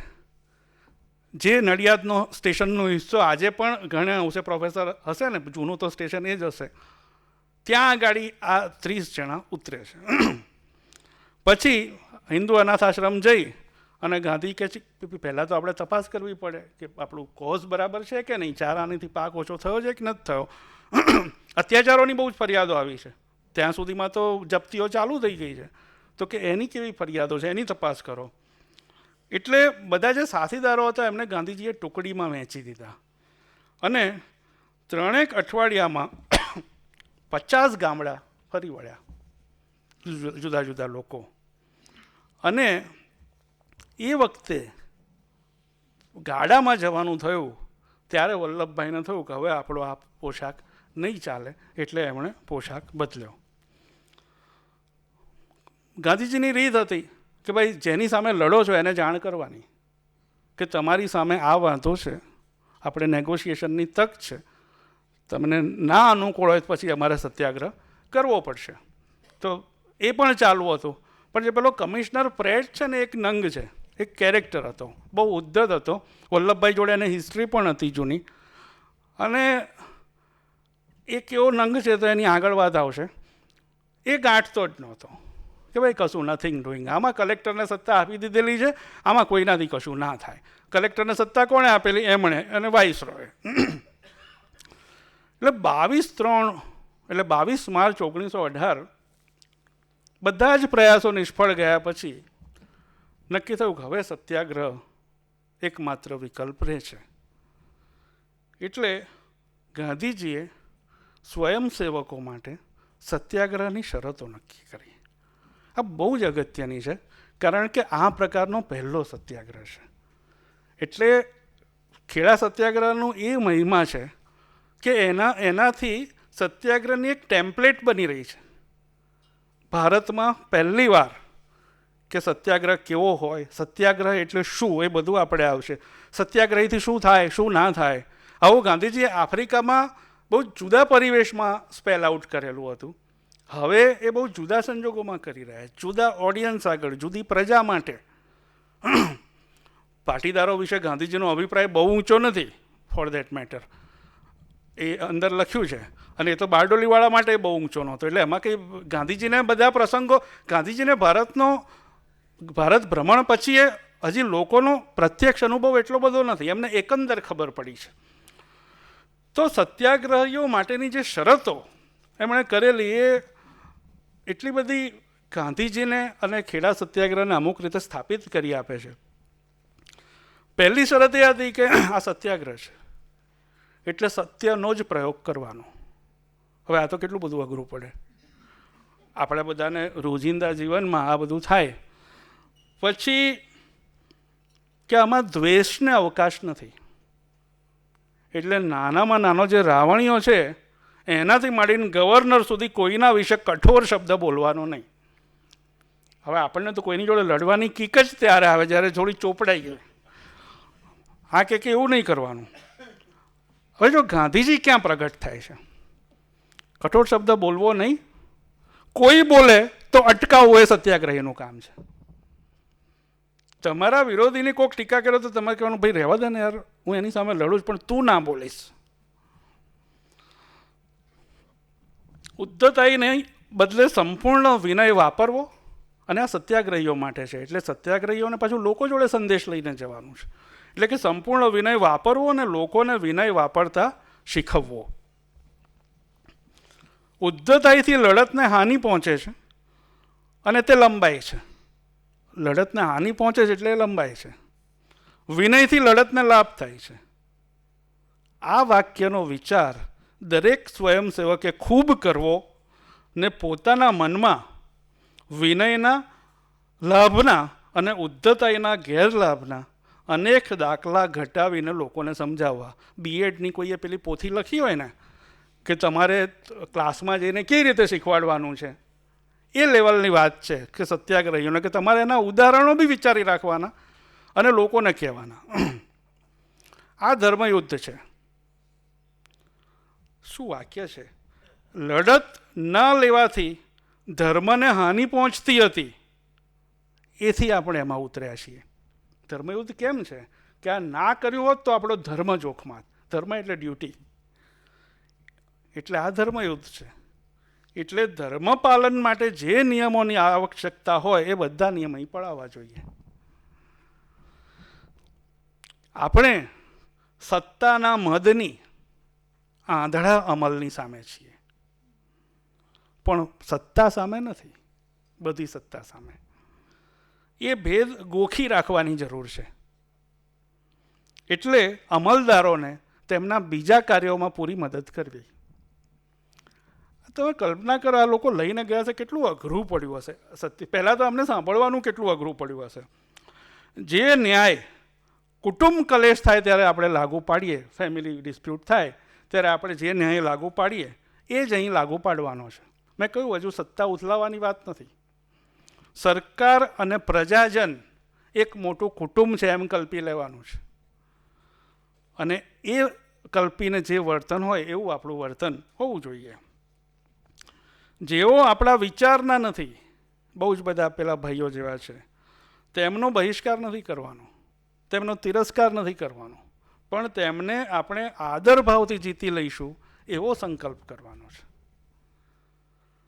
આગળ એક ઠેકાણે વલ્લભભાઈએ લખ્યું કે ભાઈ વિઠ્ઠલભાઈ ને ગોકુળદાસ બહુ ચાલાકીને ચતુરાઈથી કામ કરી રહ્યા હતા. ગાંધીજી લખે છે, ચાલાકીથી આપણે એકે કામ કરવાનું નથી. સ્માર્ટનેસ ઇન્વર્ટેડ કોમામાં, ડોન્ટ બી સ્માર્ટ. નિખાલસતા અને સરળતાનો જ ઉપયોગ કરવાનો છે. પછી તમે ગામડામાં જાઓ, ગામડામાં વસતા લોકોની ઓછામાં ઓછી સેવા લેવી. જ્યાં ચાલીને જવાય ત્યાં વાહનનો ઉપયોગ ત્યાગવો. સાદામાં સાદું ભોજન તૈયાર કરવાનો આગ્રહ રાખવો, પકવાનો કરવા દેવાની મનાઈ કરવામાં સેવા શોભશે. પછી તમે ગામમાં જાઓ છો તો શું કરવાનું? ખાલી આટલું કરીને પાછા આવવાનું? સેવકોએ ગામડામાં ફરતા લોકોની આર્થિક સ્થિતિ, કેળવણી સંબંધી ખામીઓ વગેરેનું અવલોકન કરવું ને જે વખત બચે પેલું કામ કર્યા પછી, રાજકીય કામ કર્યા પછીનો, એ વખતમાં એ ખામી હોય તો તે દૂર કરવામાં એ વખત વાપરવો. ટૂંકમાં આપણું આજનું કામ પતી ગયું, હવે ચાલો ચીલ કરીએ. નો ચીલ બિઝનેસ. ગામના છોકરાને ભણાવવાનો પ્રસંગ લાવી શકાય તો લાવવો. એટલે આ એક પેલી વાત હતી. હવે એ વખતે સરકારના મનમાં શું છાપ હતી એની એક આ બહુ અદ્ભુત નમૂનો અંગ્રેજીમાં છપાયેલી એક કવિતા છે અને એનું ટાઇટલ છે કંઈ નથી. અંગ્રેજીમાં એનું ટાઇટલ છે કંઈ નથી. એટલે અંગ્રેજ સરકાર અને એના તરફી લોકો પાટીદારો વિશે શું માનતા હતા, અથવા તો ખેડાના લોકો વિશે શું માનતા હતા? તો કે આ કેવી આ લોકો છે? Simple soul who wears a winsome smile and feeds his face on ghee and rice, what should he know of guile? બિચારો આટલું બધું કરે છે ને એને કપટ તો ક્યાંથી આવડે એમ. I met a Kheda Patidar outside his cottage door, ઘરની બહાર મળ્યો, of ghee and grain, of coats and kine, he had a goodly store. બધું ધન ધાન્યથી ભરપૂર, ઢોર ઢાંખર બધું મસ્ત હતું. પછી મળનારે કહ્યું, your barns are big, your lands are wide, your crops are fair to see. બધું ચકાચક છે તમારું તો. You must have had a prosperous year. તારે તો મસ્ત વરસ ગયું. હી આન્સર્ડ, કંઈ નથી. તમે ગમે તે કરો, but those 2 rooms are full of rice. As any man may see, how can you say that crops have failed? બે ભરેલા છે ચોખાથી. હી આન્સર્ડ, કંઈ નથી. આખી કવિતા આવી છે કે મારા બેટા બધા જુઠ્ઠું બોલે છે, 4 આની કરતાં બહુ જ વધારે પાક થયો છે. તો વિચાર કરો, અંગ્રેજી કવિતા એનું ટાઇટલ કર્યું છે કંઈ નથી. હવે ભાઈ આમાંથી જે લોકો કવિઓને ઓળખતા હશે, જાણતા હશે કે કવિ કદી સાંભળીને બેસી ના રહે, એટલે બીજા કોકને મન થયું કવિતામાં જવાબ આપવાનો. એટલે એણે આ કંઈ નથીનો જવાબ બોમ્બે ક્રોનિકલમાં, ટાઈમ્સ ઓફ ઇન્ડિયામાં છપાયું હતું, પહેલાં એ બોમ્બે ક્રોનિકલમાં જવાબ આપ્યો. ત્યાં સુધી તો ઠીક છે. કોઈ ચેમ્પિયને કાવ્યાત્મક ભાષામાં એ જવાબનો ગુજરાતી અનુવાદ કર્યો અને ટાઇટલ માર્યું આની 8 કવિતાનું. શરૂઆત એક કવિતાની એવી છે, તમને થશે કે સારું કવિ સંમેલન ક્યાંથી શરૂ થઈ ગયું સત્યાગ્રહમાં. ભલો કવિ જેણે કહ્યું કંઈ નથીનું તૂત, ભલો કવિ જેણે કહ્યું કંઈ નથીનું તૂત, ઉત્તર તેને આપતો ખેડાનો ખેડૂત. અને પછી ખેડૂત આમ પાક ગયો રદ મેં કહ્યું માટે ઓ મા બાપ, દયા કરી મહેસૂલ કીજે, મોકૂફ કંઈ કંઈ માફ. તુરત જ નજર મુझ પર કરી, બોલ્યા બહુ કરી રોફ, હંબગ આની 8 સે બહોત તુમારા પાક. 8 આની કરતાં બહુ વધારે થયો છે. અને છેલ્લે અંગ્રેજ શું કહે છે એને? સદ્ધર સબ તુમ લોક હો, ક્યા હમકુ દરકાર, बेचो अपने खेत को बैल और घर बार, लड़के बच्चे बेच कर वसूल दो महसूल, 8 आने का हुक्म अब करना पड़े कबूल. तो આવી કવિતાવાળું પણ બધું તંત્ર ચાલ્યું. ગાંધીજીએ પહેલાં જે સત્યાગ્રહના નિયમો બહાર પાડ્યા, બીજા પણ કેટલાક છે, એમાં નીચે પછી સરસ એક લાઈન લખેલી. નાના નાના શબ્દોમાં પણ ગાંધીજી કેવું આમ રમી જતા હોય. નીચે લખેલું, નડિયાદ સત્યાગ્રહને માંડવે. માંડવે, માંડવો ક્યાં હોય? માંડવો શુભ પ્રસંગનો હોય. ગાંધીજી માટે આ સત્યાગ્રહ છે એ એવો પ્રસંગ છે જેનો માંડવો હોય. સત્યાગ્રહને માંડવે. ગાંધીજીએ પોતે જોયું જ્યારે સરકારનો અત્યાચાર, ત્યારે એમણે એક બહુ આકરી વાત કરી કે 50 કે 500 રૂપિયાની વિગોટી ખાતર સરકાર 10,000 રૂપિયાની જમીનો ખાલસા કરે, ત્યારે તો હું ખેડા જિલ્લામાં બારવટું જ લઈશ. ગાંધીજીએ એવું કીધું કે બારવટું લઈશ ખેડા જિલ્લામાં. એટલે પછી પ્રેટ, જેની મેં વાત કરી, બહુ નમૂનો છે. અને એક શાસકની માનસિકતા તરીકે અત્યારના શાસકોની સરખામણીમાં અને સિવાય પણ બહુ જોવા જેવી છે કે પ્રેટે જોયું કે આ ગાંધીજી બહુ ફેર માણસ છે. એટલે એણે કીધું કે તમે બધો પ્રચાર તમારો કરો છો, તો મને મારી વાત કહેવાની તક આપો ને. હવે પ્રેટ તો સરકાર છે, એ એની વાત ઈચ્છે ત્યાં છપાઈ શકે ને કરાઈ શકે. એનું એમ કહેવાનું હતું કે તમારા ઓડિયન્સ આગળ મને મૂકો, તમે જેને કન્વર્ટ કર્યા છે ને એની આગળ હું વાત કરું. અને પ્રેટની એવી છાપ હતી કે ખેડા જિલ્લાના ખેડૂતો બધા બહુ પોતાની દુઃખો જ ગાયા કરે છે, સાચું કંઈ કરતા નથી. એટલે પ્રેટે ગાંધીજી કે ડન, તમે અમારા ઓડિયન્સ આગળ તમને ઊભા કરી દઈએ. તમે સાહેબ વિચાર કરો, 12 એપ્રિલ 18 નડિયાદ મામલતદારની કચેરીમાં ખેડૂતોની એક સભા થઈ, જેમાં ગાંધીજી, વલ્લભભાઈ, બધા જ, અને ઉત્તર વિભાગનો કમિશનર પ્રેટ સભામાં બોલવા આવ્યો. અને એ માણસ ગુજરાતીમાં બોલ્યો. અને બોલ્યો એટલે આખું આમ ક્લાસિકલ, એટલે અંગ્રેજ માનસિકતા જો સમજવી હોય ને તો પ્રેટનું ભાષણ વાંચો ને, કેવું આમ બ્લો હોટ બ્લો કોલ્ડ જેને કહેવાય ને, કે હું થોડા નમૂના, ખાસ આ પેલી અનયુઝ્યુઅલ વાત છે એટલે થોડા નમૂના વાંચું. શરૂઆત આ ગુજરાતીમાં બોલ્યો તો આ માણસના ગુજરાતીમાં રિપોર્ટિંગ છે એનું.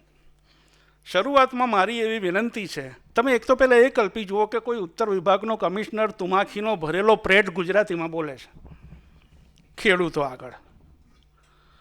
શરૂઆતમાં મારી એવી વિનંતી છે કે તમે બધા જેટલા અહીં હાજર છો તે મારી વાત સાંભળી, ધ્યાનમાં લઈ ઘેર જશો ત્યારે ઘરમાં, ગામમાં તે પ્રસિદ્ધ કરશો, કે જેથી આખા જિલ્લાને સઘળી હકીકત ફેલાય વગેરે.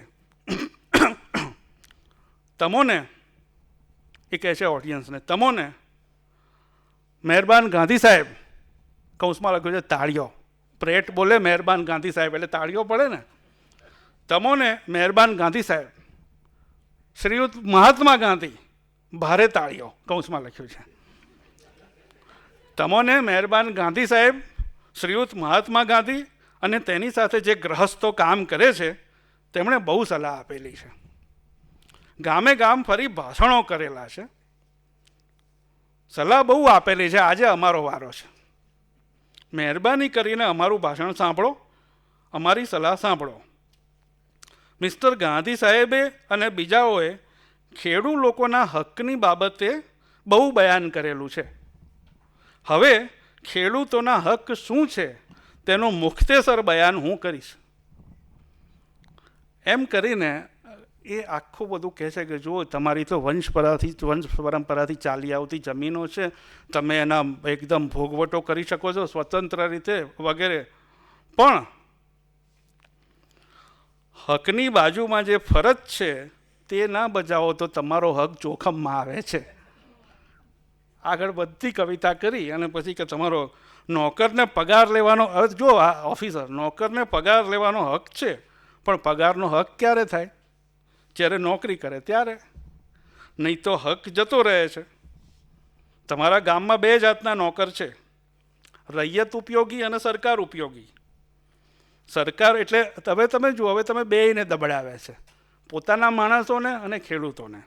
સરકાર ઉપયોગી નોકરો જેવા કે મુખી, મતાદાર વગેરે, એ લોકો ત્યારે જ સરકાર ઉપયોગી કહેવાશે જો એ સરકારનું કામ કરે.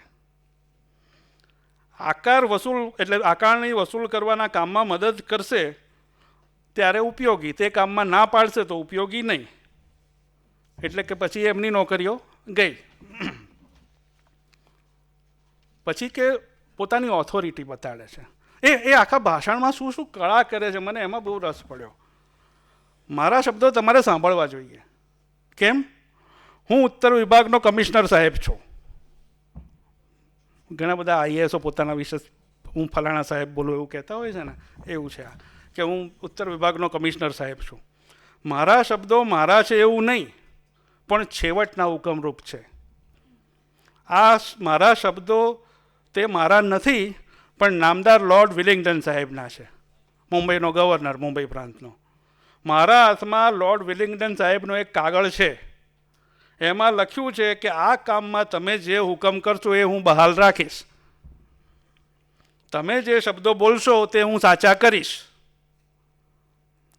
એવો નામદાર ગવર્નર સાહેબનો આ કાગળ છે. ત્યારે તમારે સમજવું જોઈએ કે આ હું બોલું છું એમ નથી, ના, આ ગવર્નર વિલિંગ્ટન સાહેબ બોલે છે.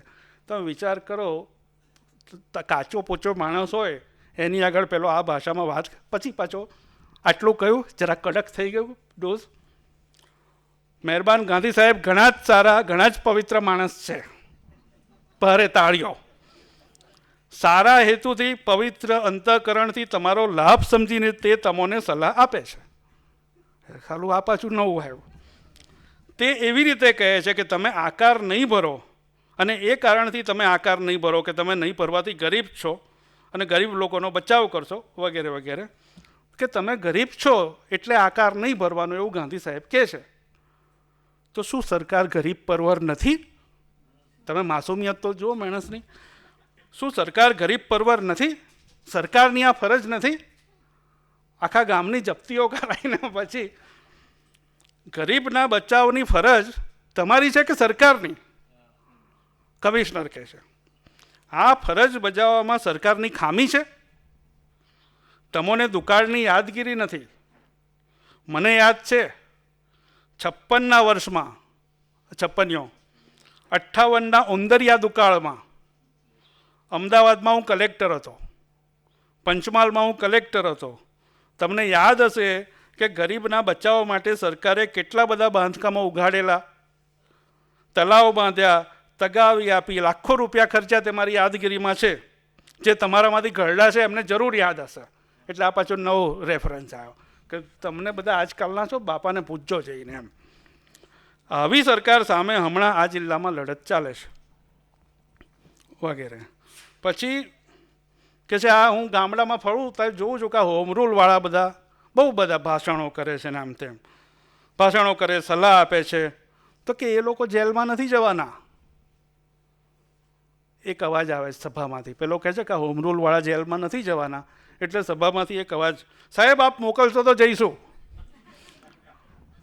એટલે પેલો આગળ ચલાવે, પેલો ઓછા લાકડે બળે એમ નથી. એ કહે છે સરકાર દયાળુ છે બધી જપ્તીઓ કર્યા પછી. એટલે પોતાની જ વાતને કોન્ટ્રાડિક્ટ કરતી વાત કેટલા કોન્ફિડન્સથી બોલવી એ કંઈ આજકાલનું નથી, એમ બહુ જૂનું છે. સરકાર દયાળુ છે. જે લોકો કદાચ ગેરસમજૂતમાં હશે, પછી શું લાવે છે, આફ્રિકામાં જ્યારે આવી જાતની લડત ચાલતી હતી ત્યારે શ્રીયુત મહાત્મા ગાંધી કેદમાં ગયા હતા. એટલે તાળીઓ. આ સરકારના રાજ્યમાં તે કેદમાં નહીં જશે. કેમ? તો કે દયાળુ છે સરકાર. અમદાવાદમાં અફવા ચાલતી હતી કે મહાત્માજીને કેદ કરવાના છે, તે ખોટી. એ ગાંધીજી વિશે જો મહાત્માને ગાંધી સાહેબ કે ખોટી અફવા છે. એમના માટે તે જગ્યા લાયક નથી. 18માં કે છે, 21માં રાજદ્રોહનો કેસ ચલાવે છે. હું ફરીથી કહું છું કે તેઓ ઘણા સારા અને પવિત્ર માણસ છે. પછી આવે છે રમકડો, ચોથાઈ દંડ, જમીન ખાલસા. આ બધા પરિણામ તેમના માટે નથી, તમારા માથે છે. બહુ પવિત્ર માણસ છે પણ ભોગવવાનું તમારે છે. સરકારને બહુ દિલગીરી સબબ થશે અગર એ બધા પરિણામ તમારા માથે આવશે તો. સરકારના મનમાં ક્રોધ નથી. સરકારની લડત પછી શું કહે છે, અમે તમારી જોડે ક્યાં લડીએ, તમે અમારી જોડે લડો છો. સરકારની લડત કોઈ ખેડૂત સાથે ચાલતી નથી. મા બાપને બાળકો લાત મારે તો મા બાપને દિલગીરી થાય, ક્રોધ થતો નથી. આ બધું નુકસાન તમારે શા માટે સહન કરવું જોઈએ? પછી પાછા કહે છે કે આ જમીન ને આ ને તે ને બધા કાયદા છે, એનો મને 28 વર્ષનો અનુભવ છે. શ્રીયુત મહાત્મા ગાંધી મારા મિત્ર છે. તાળીઓ. અને હમણાં જ 2-3 વર્ષથી આફ્રિકામાંથી આવેલા છે. જિંદગીનો મોટો ભાગ એમણે આફ્રિકામાં ગુજારેલો છે. એઓ વિદ્યામાં, ભાષાની બાબતમાં અને ધર્મની બાબતમાં બહુ પંડિત છે. એ વિષયમાં તેઓ જે બોધ આપે છે તે ખરો છે, પણ રાજકારભારના કામમાં, જમીનની બાબતમાં તે ઓછું જાણે છે, એમાં હું વધારે જાણું છું. એટલે કઈ હદે માણસ પછી તદ્દન ખોટું ઉદાહરણ આપે છે કે અમદાવાદમાં મિલ મજૂરોની લડત ચાલી, બધાએ કે વચન લીધેલું તો કે ભંગ કરી નાખ્યો બધાએ. એટલે બધાને કહે છે, પછી સભામાં પૂછે છે કે આમાંથી કેટલા લોકોએ મહેસૂલ નહીં ભરવાની પ્રતિજ્ઞા લીધી છે? એટલે કે 501 હાથ ઊંચાય છે કે પરફેક્ટ, મારે તમારા લોકો જોડે જ વાત કરવી હતી કે જો ગેરસમજણમાં લીધેલી પ્રતિજ્ઞા તોડીએ ને તો પાપ ના લાગે. એટલે ઇવેન્ચ્યુઅલી તો પછી છેલ્લે આ આખી લડતનું આપણી જોડે કેટલી 5-10 મિનિટ છે, 5-1 મિનિટ, ઓકે. તો આ આખી લડતનું અંત એવી રીતે આવે છે કે મોટાભાગનું મહેસૂલ ભરાઈ ચૂક્યું છે અને છેવટે પછી એવું કહેવામાં આવે છે બહુ જ માથાકૂટ પછી કે ભાઈ જે બાકી જેટલું થોડુંક બી રહ્યું છે એમાં જે સમૃદ્ધ લોકો ભરી દેશે તો ગરીબોનું માફ કરીશું. એવો ઉત્તરસંડામાં એક સભામાં ઠરાવ પેલો પહોંચાડે છે એમને. પછી લડત પાછી ખેંચાય છે. લડત પાછી ખેંચાયા પછી એક નવા ગામની એક જમીન જપ્ત થયેલી છે અને ત્યાં આગળ એમાં એક પર્ટિક્યુલર સર્વે નંબર છે, એમાં ડુંગળીનો પાક થયેલો છે.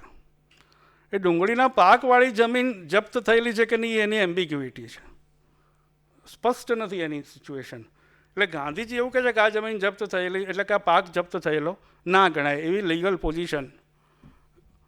પેલો ભાઈ આગળ ગાંધીજી વિશે કવિતા કરી, એમાં એણે એ તો કહ્યું જ નહીં કે ગાંધીજી બેરિસ્ટર હતા કે એમને ભાષામાં ખબર પડે ને ધર્મમાં ખબર પડે, એવું બધું જ કહ્યું. ગાંધીજીએ લીગલ પોઝિશન એવી લીધી કે આ ડુંગળીનો પાક છે જપ્ત થયેલો ના ગણાય, એ આપણે લઈ લેવો જોઈએ. એટલે મોહનલાલ પંડ્યા, કઠલાલના જે બહુ ઓરિજિનલ કાર્યકરને, જેમણે આ લડતના પાયામાં જે એક નામ રહેલું છે મૂળ, એ માણસ, એ અને બધા સાથીદારો જાય છે અને એમાં સ્ત્રીઓ પણ છે સાથે. આ મને ખબર નહોતી. મોહનલાલે પછી ભાષણમાં કહ્યું છે કે ડુંગળી ખેતરમાંથી ખોદે છે અને લે છે એ વખતે મામલતદાર આવે છે અને ધરપકડ કરે છે 5 જણની અને 10-10, 20-20 દિવસની સજાઓ કરે છે.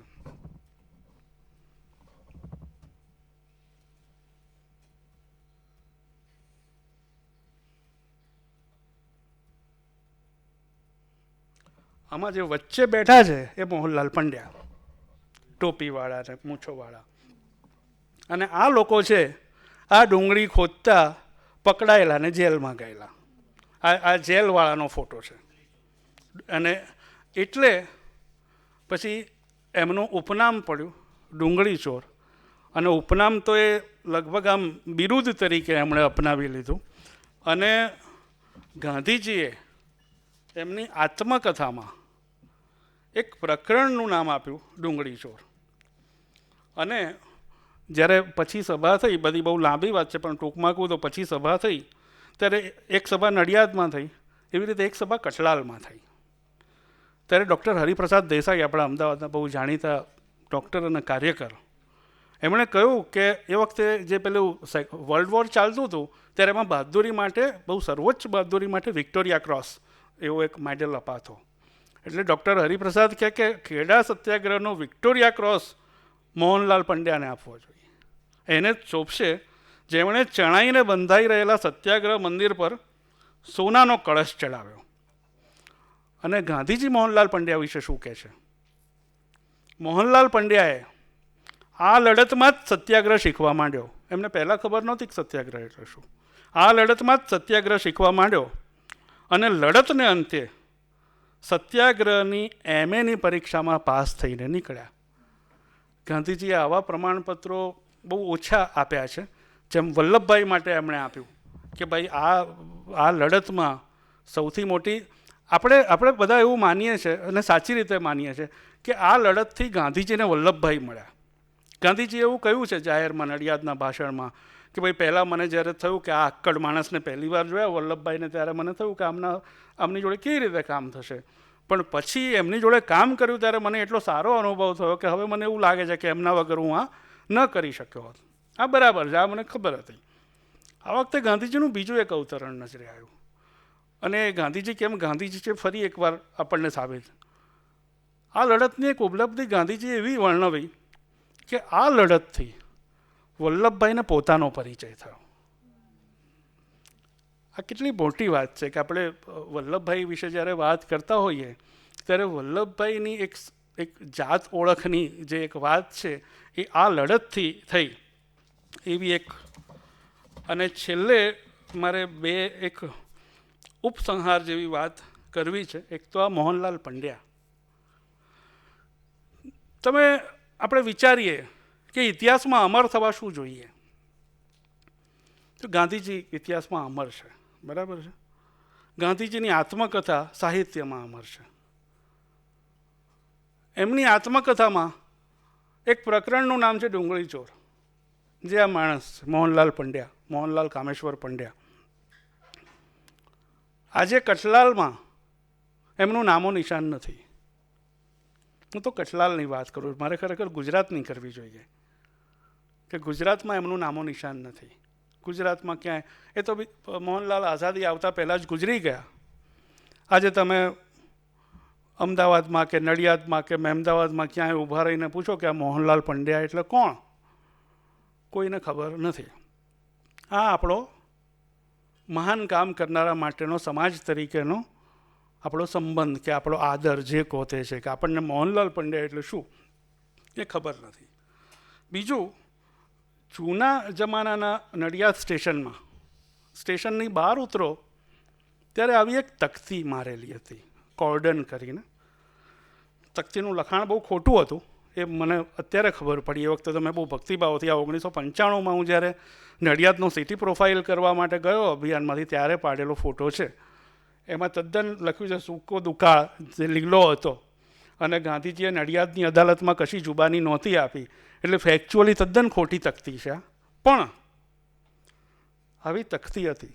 તમે નડિયાદ સ્ટેશનની બહાર નીકળો એટલે તમને ખબર પડે કે આ એ જગ્યા છે જ્યાં ગાંધીજીને બધા લોકો હિન્દુ અનાથ આશ્રમમાં ખેડા સત્યાગ્રહ માટે રહ્યા હતા. સ્ટેશનનો વિકાસ થયો એટલે આ તકતી પણ નીકળી ગઈ છે. હવે આ તકતી ખાલી આ ફોટામાં છે. તો એક મોહનલાલ કામેશ્વર પંડ્યા વ્યક્તિ હોય કે એક આખો સત્યાગ્રહ હોય, એક પ્રજા તરીકે આપણે આટલા બહુ હળવો શબ્દ વાપરીને કહું તો ભૂલકણા કેમ છીએ, થેન્કલેસ અને બીજા બહુ જ બધા શબ્દો વાપરી શકાય એમ છે, વિશેષણો. પણ જ્યારે આ સત્યાગ્રહો વિશે વાંચીએ, આ સત્યાગ્રહના પુસ્તકમાં ખેડા જિલ્લાના નાના નાના ગામોના નામો વેરાયેલા છે. મને એવું થાય કે એ ગામોનું એક લિસ્ટ કરીને ખેડા જિલ્લાના કલેક્ટરની કચેરીમાં કે આવી જે કંઈ સત્તાવાર સંસ્થાનો હોય ત્યાં આપણે દાંડી રૂટ બનાવી દીધો. ખરેખર તો ખેડા સત્યાગ્રહ રૂટ બનાવવાની જરૂર છે. બધે જ ગયા છે ગાંધીજી. અને એક ઠેકાણે તો શંકરલાલ પરીખે એવું લખ્યું છે, મને બહુ શંકા પડી, પણ હવે એમણે લખ્યું છે એટલે હું શું કરું, કે ગાંધીજીએ 10 કલાક ઘોડા પર મુસાફરી કરી. મેં ક્યાંય આજ સુધી બીજે એવું જાણ્યું નથી કે ગાંધીજી શબ્દાર્થમાં ઘોડે ચડ્યા હોય, બરાબર છે. પણ આ ઉલ્લેખ એવો છે કે ભાઈ ગાંધીજીએ ઘોડા પર મુસાફરી કરી. તો અચ્છા, સામાન્ય રીતે આવા સત્યાગ્રહ વિશે મેં જે બધા છાપાના કટિંગો બતાવ્યા, એવો બધો ધંધો કરીને તમારે એક નેરેટિવ ઊભો કરવો પડે ને. એ બહુ રિસર્ચનું કામ કહેવાય, એને બધાથી ના થાય, મારાથી એ ના થાય. આમાં તો એવું પણ નથી. શંકરલાલ પરીખની 400 પાનાની ચોપડી તૈયાર છે. જેને જે કરવું હોય, જેટલું સેલિબ્રેટ કરવું હોય, જેને સેલિબ્રેટ કરવા હોય, ગામે ગામ તકતીઓ મૂકવી હોય તો એ ગામમાં ગાંધીજીએ શું ભાષણ આપ્યું હતું એનું ટેક્સ્ટ છે. પણ આપણે એ કરતા નથી. હું એવી આશા રાખું કે આજે એને ક્યારેક એવા પણ અચ્છે દિન આવે કે જ્યારે આપણે આ બધું કરી શકીએ. Thank you.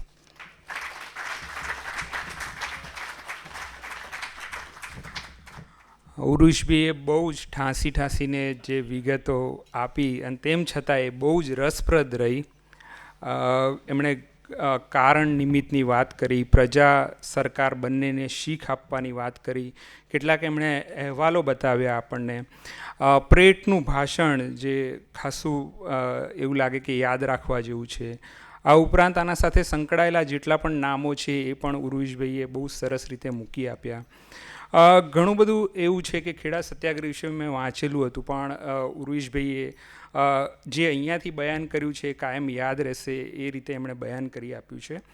તો ઉરુષભાઈનો આ વક્તવ્ય આપવા બદલ નવજીવન ટ્રસ્ટ વતી હું આભાર વ્યક્ત કરું છું. આ ઉપરાંત જે નવજીવન ટોક્સના પરામર્શક છે શિલ્પા દેસાઈ અને કપિલ રાવલ, એ બંનેનો આભાર. નવજીવન ટીમમાં રામ મોરી, હિમાંશુ સોલંકી, મેહુલ પિત્રોડા, મિલન ઠક્કર, આ બધાનો આભાર. અને સાથે જ નવજીવનના ચેરમેન અને મેનેજિંગ ટ્રસ્ટી વિવેક દેસાઈનો પણ આભાર વ્યક્ત કરું છું. સરદાર 150ને લઈને નવજીવન ભવિષ્યમાં પણ કાર્યક્રમ કરવા જઈ રહ્યું છે. અને જે ઉરુષભાઈએ જે પુસ્તકની વાત કરી શંકરલાલ પરખની, તો એ પણ અત્યારે રિવ્યૂમાં છે. નવજીવનને લાગશે એટલે છાપવાનું જ છે. તો એ પણ નવજીવન કરી રહ્યું છે. અહીંયા જે ડાયરી મૂકી છે તેમાં તમારો નંબર, વોટ્સઅપ નંબર તમે મૂકી જશો તો તમને આ જે કાર્યક્રમ થયો છે એની લિંક અને ભવિષ્યમાં જે કાર્યક્રમ થશે તેની લિંક તમને મળતી રહેશે. ભવિષ્યમાં જે કાર્યક્રમ છે, અમારા આવનારા કાર્યક્રમ, એ 6 જુલાઈએ ધ્રુવ ભટ્ટ કબીર ગીતો લઈને આવશે. 13 જુલાઈએ જાણીતા નાટ્યકાર સ્વર્ગસ્થ જસવંત ઠાકર વિશે વાત કરવા આદિતિ દેસાઈ અને આરજી દેવકી પધારશે. તો નવજીવનના માંડવેથી ધન્યવાદ.